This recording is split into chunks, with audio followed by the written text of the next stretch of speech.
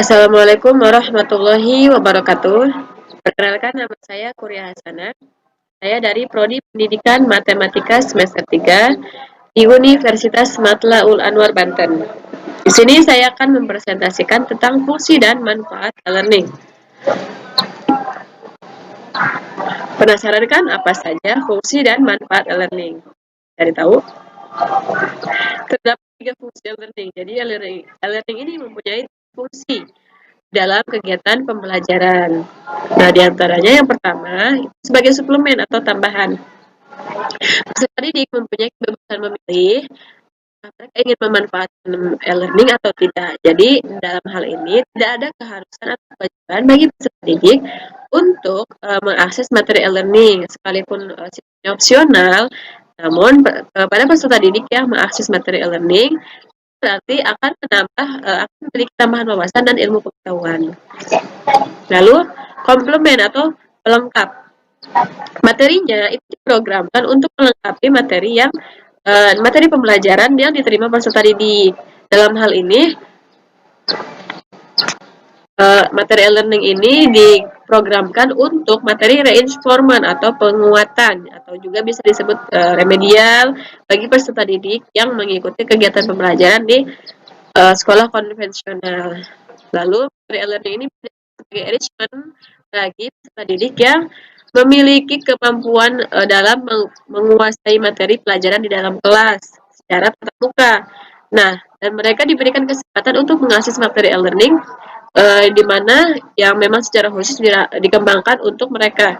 Dan tujuannya itu agar mereka lebih memantapkan tingkat penguasaan pendidikan peserta didik terhadap materi pelajaran yang mereka pelajari di dalam kelas. Lalu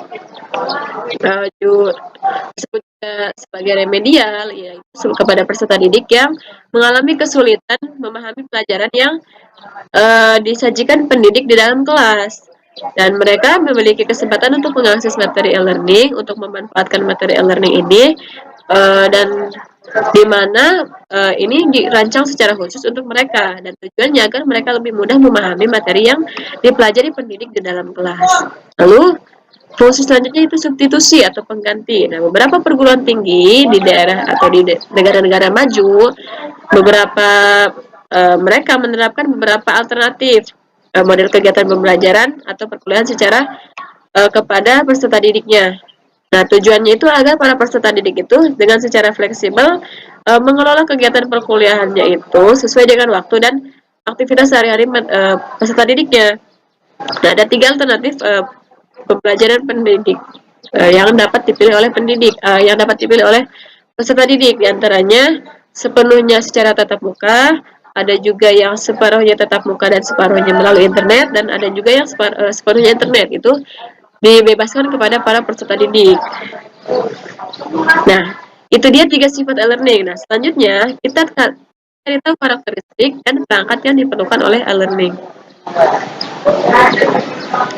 Nah, menurut Sukantawi pada tahun 2003, terdapat beberapa karakteristik perangkat yang diperlukan oleh e-learning.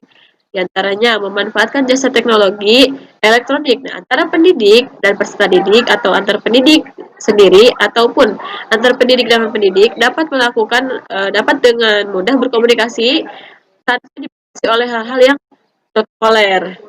Lalu yang kedua, memanfaatkan keunggulan komputer. Jadi para pendidik maupun pendidik itu harus bisa memanfaatkan keunggulan dari komputer ini, karena keunggulan dari komputer sangat banyak sekali. Yang ketiga, menggunakan bahan ajar yang bersifat mandiri, yaitu bisa menyimpan file-file atau berkas yang kita punya di komputer, sehingga kita bisa menggunakan media-media bahan ajar yang ada di komputer itu bisa kapan saja dan di mana saja bila kita memerlukannya. Yang keempat, memanfaatkan jadwal pembelajaran. Selain memanfaatkan jadwal pembelajaran, juga bisa memanfaatkan kurikulum, hasil kemajuan belajar, dan hal-hal yang berkaitan dengan administrasi pendidikan yang dapat dilihat setiap saat di komputer. Jadi itu salah satu beberapa karakteristik dan perangkat yang diperlukan oleh e-learning. Selanjutnya, manfaat e-learning.